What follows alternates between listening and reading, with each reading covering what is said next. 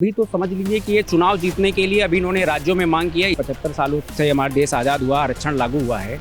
दलितों का क्या शोषण समाप्त हो गया? क्या दलितों में जो आरक्षण मिलके उनका बढ़ोतरी उनकी एक ऐसे लेवल पे आ गए, सभी दलितों का भला हुआ है? सबको मकान मिल गए, सबको घर मिल गया, सबके बच्चे शिक्षित हो गए हैं क्या? नहीं, ये नहीं कह रहा। देखिए, अब मोदी जी ने जो गेंद फेंकी है 2024 के बाद की गेंद है वो। मिजोरम में जो चुनाव हो रहा है उसमें आप 50% महिलाओं को दीजिए ना टिकट। किसने मना किया है? कि जो आप लोग जो आरक्षण का लाभ ले चुके हैं, आपका परिवार ही लेता रहेगा तो दूसरे को कहां से मिल पाएगा उसका आरक्षण का फायदा?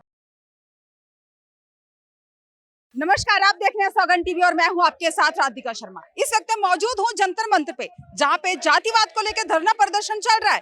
तो आइए बातचीत कर लेते हैं, क्या कुछ कहना है धरना प्रदर्शन जो चल रहा है। देखिए, हम लोग जो बिहार में जातिगत जनगणना कराई गई है और पूरे देश में इसको अलग अलग कांग्रेस के द्वारा या इंडिया गठबंधन के द्वारा जो मांग की जा रही है कि इसको अपने अपने स्टेट में कराने के लिए, तो हम लोग इसके विरोध में यहाँ पे एकत्रित हुए हैं और विश्व युवा शक्तिकरण के संघ के माध्यम से यहाँ पे अपनी मतलब विरोध इसका प्रदर्शन कर रहे हैं हम लोग।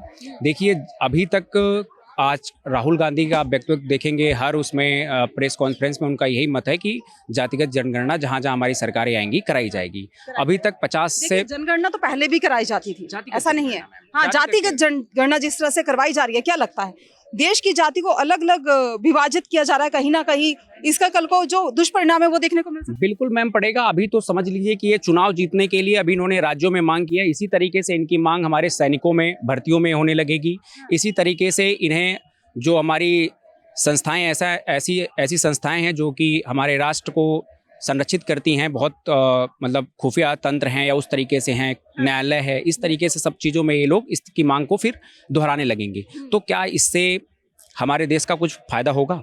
अरे, आपको आरक्षण, अगर जातिगत जनगणना करा के कोई आरक्षण देना चाहते हैं तो आप ये बताइए कि इतने सालों से 75 सालों से हमारा देश आज़ाद हुआ, आरक्षण लागू हुआ है, दलितों का क्या शोषण समाप्त हो गया? क्या दलितों में जो आरक्षण मिलके उनका बढ़ोतरी उनकी एक ऐसे लेवल पे आ गए, सभी दलितों का भला हुआ है? सबको मकान मिल गए, सबको घर मिल गया, सबके बच्चे शिक्षित हो गए हैं क्या? नहीं हुआ है। उसका फायदा कितनों को मिला है? ऊपर के 10 लोगों को देख लिया जाए, जो राजनीतिक पॉलिटिकल पार्टियां हैं, सिर्फ उन्हीं को उसका फायदा मिला है। इसी तरीके से जितना भी आरक्षण आप देते रहेंगे, उनका परिवार भी, जनसंख्या जब बढ़ेगी तो उनका परिवार का कुनवा भी बढ़ेगा और वो उन्हीं लोगों तक सिमटता चला जाएगा। देखा जाए कहीं ना कहीं जब से महिला आरक्षण बिल आया है उसके बाद ये जातिवाद जो जनगणना है वो शुरू हुई है। क्या लगता है कहीं ना कहीं जिस तरह से इन्होंने 33% में 50% हिस्सेदारी मांगी है महिलाओं की, जो कि निम्न दर्जे के हैं, जिनको बहुत सारी सुविधाएं वैसे भी मिल रही हैं, क्या लगता है कहीं ना कहीं वो भी उद्देश्य? नहीं मैम, देखिए, जो करने वाली सबसे पहले कांग्रेस कहती है, राजीव गांधी के समय से ये हमारी मांग रही है कांग्रेस की। लेकिन आप मुझे एक चीज़ बता दीजिए कि राजीव गांधी के समय की मांग है, तो मैं तो ये कहता हूँ कि अब तो मोदी जी ने आरक्षण को लागू कर दिया है, महिला आरक्षण को। ठीक है, अब ठीक है, जनगणना के हिसाब से ही तो महिला कितनी है उसके हिसाब से उनकी भागीदारी तय कर दी जाएगी। लेकिन मुझे एक चीज़ बताइए, कांग्रेस में गिनती के पदाधिकारी हैं, उसमें ये 50% महिला आरक्षण को क्यों नहीं लागू कर देते?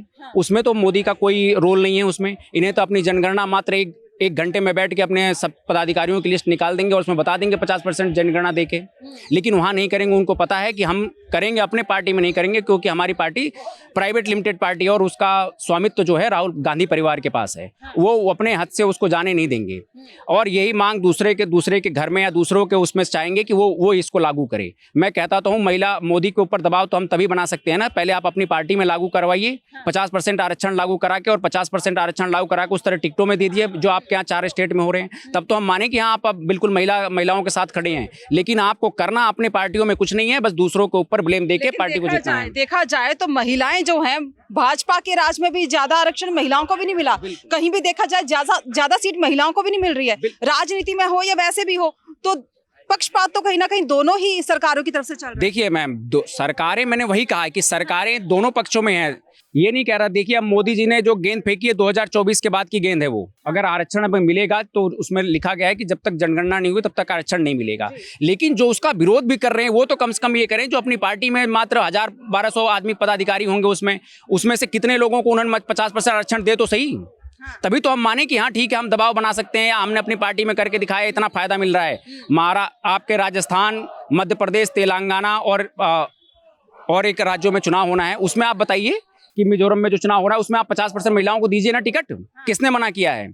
आरक्षण तो जब आप आएंगे जनगणना कराएंगे जातिगत आधार पे करा लीजिएगा, अपनी पार्टी में जातिगत जनगणना करा के उनको वो एक बार न्याय दीजिए, तब तो माने। लेकिन आपको करना अपने लिए कुछ नहीं है, दूसरों पे जो हाँ, जब अपने पास गेंद नहीं रहेगी तब हम गोल करने जाएंगे, जब अपने पास रहेगी तो गोल नहीं करेंगे। 2024 के जो चुनाव आ रहे हैं ये सब कुछ उसी के लिए जो है किया जा रहा है, दोनों ही पार्टियों की तरफ से। देखा जाए यहाँ पे आरक्षण की बात हो, वहां पे जातीय जनगणना हो। बिल्कुल मैम, देखिए दोनों पार्टियां, मैं ये मानता हूं कि जो पार्टी, देखिए इसने तो अपना भाजपा की जो नीति रही है कि उसने चलिए एक बिल पास कर दिया और उसको ये लागू कर दिया कि जब जनगणना करा लेंगे हम तो उसके बाद बिल उसको लागू कर दिया जाएंगे। लेकिन जब दूसरी तरफ से देखा जाए, अगर हम उसका विरोध करते हैं तो अपने अंदर पहले देखें ना, हम उस चीज़ को जहाँ जहाँ हमारी सरकारें, हम क्यों नहीं लागू कर पाए उस चीज़ को।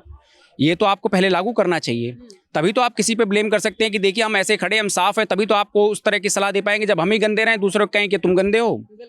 तो ये दोनों तरफ से इस तरीके की बातें हो रही हैं। लेकिन इसका देखिए अभी मुद्दे पे हम आते हैं, ये जातिगत जनगणना की बात है। देखिए आरक्षण मिलना चाहिए तो उस तबके को मिलना चाहिए कि जो वाकई में आप लोगों को लगता है जिसको ज़रूरत है, जिसके पास घर नहीं है। अब बताइए, मैं मानता हूँ हमारे देश में ओबीसी समाज में 3 सबसे पिछड़े नेता हैं, जो मैं आपको बताऊंगा, आप भी यकीन मानेंगे, उनसे पिछड़ा नेता कोई नहीं है। माननीय अखिलेश यादव, माननीय लालू यादव और माननीय तेजस्वी यादव, इनसे पिछड़ा नेता आप बता सकते हैं कि कोई है पूरे हिंदुस्तान में? इनके पास अपने रहने के लिए घर नहीं है, इनके पास गाड़ी नहीं है, इनके पास संसाधन नहीं है, इनके पास पैसे नहीं है, घोटाले नहीं करते हैं। और बाकी और यादव नहीं, हमारे मित्र यादव नहीं है, हमारे मित्र राजभर नहीं है, प्रजापति नहीं है, चौहान नहीं है, मल्ला नहीं है, या क्या नहीं है। लेकिन आपको अगर आरक्षण देना है तो कम से कम उनको वहां तक, नीचे तबके तक तो आरक्षण दीजिए। आप लोग ऊपर उसको आरक्षण का फायदा लेके अपने परिवार को आगे बढ़ा लेते हैं और वो फिर वो रह जाता है वहां पे। क्या लगता है, क्या कुछ इसका धरना जो प्रदर्शन आप कर रहे हैं, क्या कुछ असर होने वाला है? देखिए मैम, पीछे बिल्कुल जनता दल यूनाइटेड बिहार सरकार का केंद्रीय कार्यालय है ये, और मैं कहता हूं अगर हम जस्ट इसके गेट पे ही हम धरना प्रदर्शन कर रहे हैं, आवाज़ तो पहुंची होगी। और आवाज़ उनके भी ऐसा नहीं कि सिर्फ जातिगत जनगणना जो उन्होंने कराई है उसमें सभी लोग, जितने भी उनके एमएलए हैं, एमपीज़ हैं, वो सब लोग सोच रहे होंगे उनमें भी उनको वोट लेना है जाके, कि जहाँ पे उस जाति के वर्ग विशेष के लोग नहीं होंगे तो उनको अन्य जातियों का भी वोट लेना पड़ेगा जीतने के लिए। तो उनको भी ध्यान रखना होगा, वो कहीं ना कहीं इस मत से सहमत भी होंगे हमारे। और जब विरोध हम लोग इसी तरह करेंगे, उसका उठाएंगे, तो वाकई में मैं बता रहा हूँ, इससे जो पिछड़े समाज, दलित समाज, जो अल्पसंख्यक समाज है, उन्हीं का हित होगा। इससे, इसको करने से इनके सिर्फ परिवारों का हित होगा, बाकी किसी का हित नहीं होगा।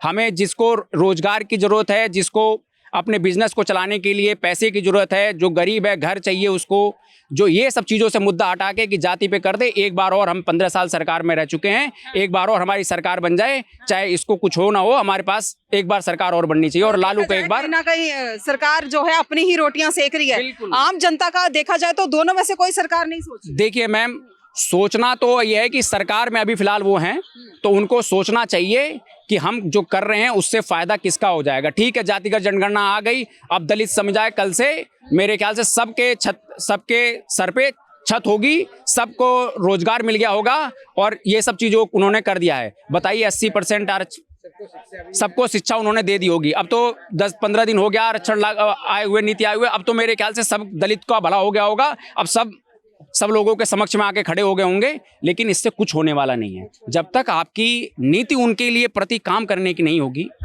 आपने जो आरक्षण इतने सालों से दिया, उनको वहां तक तबके तक नहीं पहुंचा, तो आप सोच रहे हैं कि 80%, 90%, मैं कहता हूं 100% दे दीजिए, लेकिन आप उसमें से अपनी हिस्सेदारी तो हटाइए। कि जो आप लोग जो आरक्षण का लाभ ले चुके हैं, आपका परिवार ही लेता रहेगा, तो दूसरे को कहां से मिल पाएगा उसका आरक्षण का फायदा। तो ये कहिए 100% आरक्षण हम उनको देते हैं, लेकिन हम अपने आप को उसमें से हटाएंगे क्योंकि हम ले चुके हैं, हम समर्थ हो गए हैं, हमें पैसे की जरूरत नहीं है, 1000-1200 करोड़ रुपए हमारे पास है, हमें फिर भी आरक्षण चाहिए। क्यों चाहिए? कि हमारा लड़का को आरक्षण मिल जाए तो टॉप के स्कूल में पढ़ जाए। क्यों? उसका गरीब का बंदा क्यों नहीं पढ़ना चाहिए? उसके पास तो वो भी आरक्षण पैसा नहीं है, क्यों पढ़ा सके? जब वो शिक्षित नहीं हो पाएगा तो एलिजिबिलिटी उसके पास इस तरह की नहीं हो पाएगी कि वो कंपटीशन में बैठे, तो हम आरक्षण का उस फायदा क्या होगा? हमारे लिए किसके लिए वो आरक्षण? आप पहले शिक्षा से मजबूत तो करिए, सबको उस लेवल पर पहुंचाइए, सबको फ्री शिक्षा दीजिए, तभी तो सब लोग समकक्ष खड़े होंगे और फिर कंपटीशन के लिए तैयारी करेंगे। जिसके पास पैसा होगा वो अपने बच्चे को कोचिंग कराएगा, और वो उसका जब आरक्षण लागू होगा तो उसके बच्चे को वहां पर नौकरी मिलेगी। और जब गरीब आदमी जिसके पास अपनी कोचिंग कराने के पैसे नहीं होंगे, अच्छी शिक्षा दिलाने के पैसे नहीं होंगे, तो फिर वो आरक्षण उसके किसी काम का नहीं है। फिर वही वो लोग आरक्षण का फायदा उठाएंगे, उन्हीं का घर आगे बढ़ेगा जो बढ़ते हुए आ रहे हैं। उन्हीं का घर आगे बढ़ेगा जो बढ़ते हुए आ रहे हैं। जातिगत जनगणना की बात की जाए, जिस तरह से जातिगत जनगणना करवाई गई है, उसके विरोध में यहाँ पे धरना प्रदर्शन हो रहा है। ये भी कहा जा रहा है कि शिक्षा की तरफ ध्यान दीजिए। वाक्य में जो युवा है उनको शिक्षा की ही जरूरत है, आरक्षण की, जातिगत जनगणना की नहीं। इस खबर में फिलहाल इतना ही। ऐसी तमाम खबरों के लिए जुड़े रहिए हमारे साथ, देखते रहिए सौगंध टीवी। कैमरामैन किशन के साथ राधिका शर्मा। आप देख रहे हैं सौगंध टीवी, सौगंध वतन की।